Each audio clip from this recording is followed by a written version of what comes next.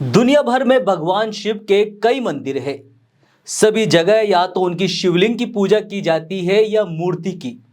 लेकिन आज हम बात करेंगे राजस्थान के ऐसे शिव मंदिर की जहां शिवलिंग की पूजा नहीं होती, बल्कि भगवान शिव के पैर के अंगूठे की पूजा की जाती है। देखिए हमारी एक खास रिपोर्ट।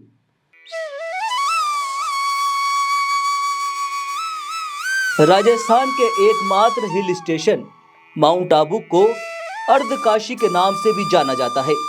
माउंट आबू का अचलगढ़ का अचलेश्वर महादेव मंदिर बाकी सभी मंदिरों से अलग है।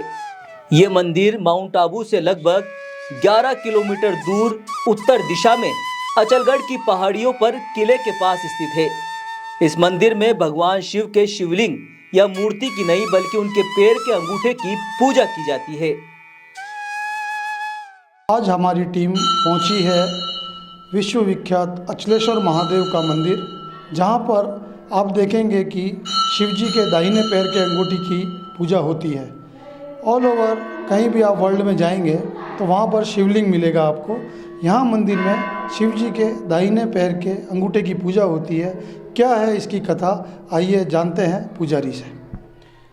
पुजारी जी, क्या कथा है इस मंदिर की? यह तो बहुत प्राचीन जगह है, अचलगढ़ महादेव है। उनका तो कई पुराणों में वर्णन है, शिव पुराण में भी है। और अमृत खंड में के आबू जो है कि यहाँ कोई हज़ारों वर्ष पहले कोई पहाड़ होता नहीं था, रेगिस्तान होता था। इसमें गुरु वशिष्ठ की पाठशाला वगैरह रहती थी।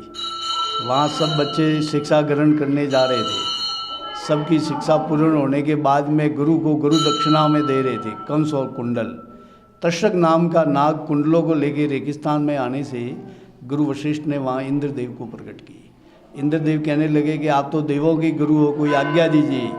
जो महर्षि वशिष्ठ की आज्ञा से इंद्र ने अपने शस्त्र से आबू की जगह एक ब्रह्मखाई हो गई।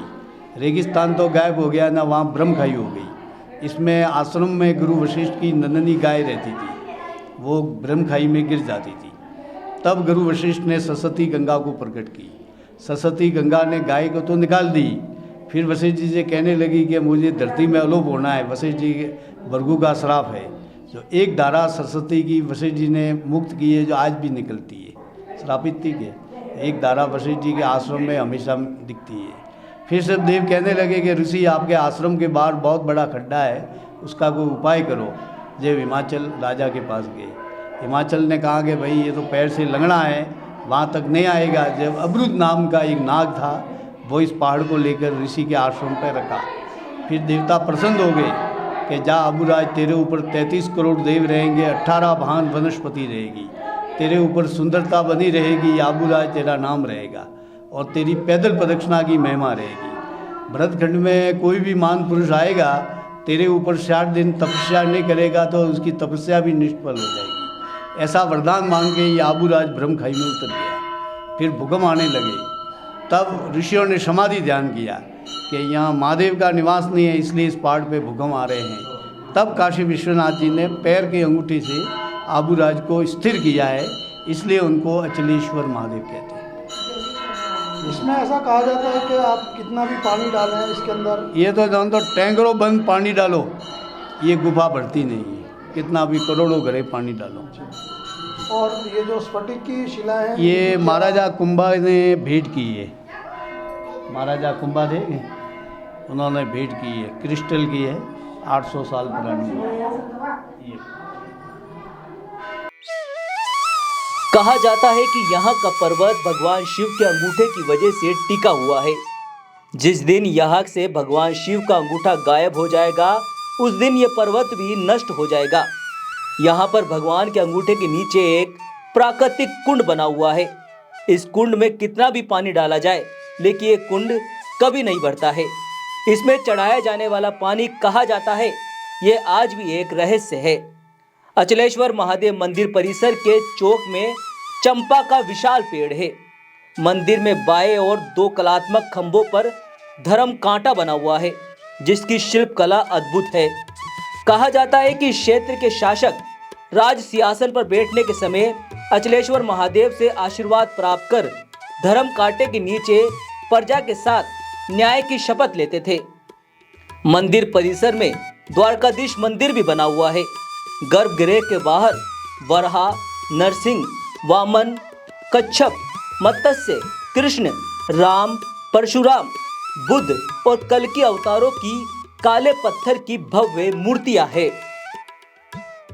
ये पीछे जो आप नंदी देख रहे हैं, ये 1440 मन का अष्ट धातु का बना हुआ नंदी है। ऐसा कहा जाता है जब मुस्लिम शासक सोमनाथ और पाटन को लूटते हुए माउंट आबू की तरफ बढ़े और यहाँ के इस मंदिर में खजाने की खोज में इस नंदी के ऊपर आक्रमण किया, तब इस नंदी के पैर में एक छिद्र दिखाया गया। उस छिद्र में ऐसे कहते हैं कई लाखों की संख्या में भंवरे निकले और महमूद बेगड़ा की सेना पर उन्होंने आक्रमण कर दिया। उस आक्रमण से सेना घबरा के अपने शस्त्र रख कर भाग गई और महमूद बेगड़ा ने माफ़ी मांगते हुए एक त्रिशूल, सारे जो उसके अस्त्र थे उन्हें गलाकर एक त्रिशूल बनवाया यहाँ पर, और साथ ही एक मंदिर बनवाया जो हिंदू और मुस्लिम संस्कृति का मिला जुला प्रतीक है। वो मंदिर भी इसी प्रांगण में है और उसे कोटेश्वर महादेव कहा जाता है। यह कोटेश्वर महादेव का मंदिर कहलाता है, जिसे महमूद बेगड़ा ने इस मंदिर में अपनी पराजय के बाद बनवाया था। इस मंदिर को आप अगर देखते हैं तो इसकी जो प्रथम द्वार है वह मुस्लिम संस्कृति से बना हुआ है। उसी के अंदर का जो द्वार है उस पर गणेश जी स्थापित है और हिंदू शिल्प कला का एक बेहतरीन नमूना है। साथ ही जैसा आपने देखा होगा कि किसी भी महादेव मंदिर में शिवलिंग पूरा गोलाकार होता है, यहाँ पर न तो ये मज़ार है और न शिवलिंग है, दोनों का मिला जुला रूप है। ऐसा कहा जाता है कि मुस्लिम शासक ने अपने विवेक से जैसा उसे समझ में आया इस मंदिर को बनवाया। अचलेश्वर महादेव मंदिर अचलगढ़ की पहाड़ियों पर अचलगढ़ के किले के पास ही है। अचलगढ़ का किला खंडर में तब्दील हो चुका है। कहते हैं कि इसका निर्माण परमार राजवंश द्वारा करवाया गया था। बाद में 1452 में महाराणा कुंभा ने इसका पुनः निर्माण करवाया और इसे अचलगढ़ नाम दिया था।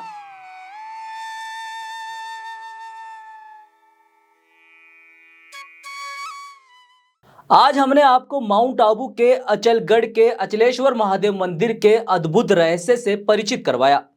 अगले एपिसोड में ऐसे ही रहस्य आपको दिखाएंगे। आप देखते रहिए थिंक 360। सब्सक्राइब और लाइक जरूर कीजिए।